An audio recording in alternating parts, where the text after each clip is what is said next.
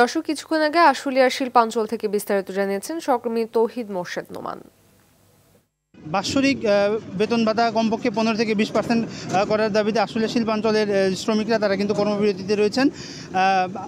Industrial পুলিশের সর্বশেষ তথ্য অনুযায়ী কমপক্ষে 23টি অধিক শিল্প প্রতিষ্ঠানে কিন্তু আজকে এই আন্দোলন চলমান রয়েছে। তো এর মধ্যে আজকে 10টি শিল্প প্রতিষ্ঠানে কিন্তু সাধারণ ছুটি ঘোষণা করা হয়েছে।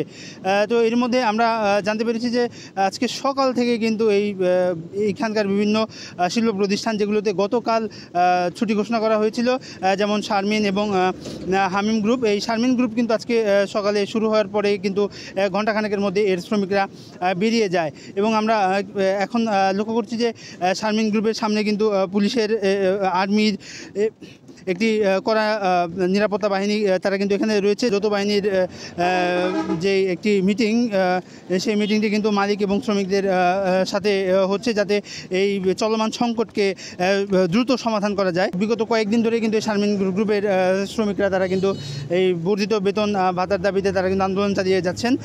তো আমরা এই আশুলিয়ার যে শ্রমিক রয়েছেন তাদের সাথে কথা বলে জানতে পেরেছি যে কমপক্ষে 25,000 টাকা কিন্তু তারা বেতন দাবি করেন, এবং 15 থেকে 20% যে পর্যন্ত তাদের বাৎসরিক বেতন ভাতা বৃদ্ধি না করা হবে সে পর্যন্ত কিন্তু তারা এই আন্দোলন চালিয়ে যেতে সম্মত রয়েছেন।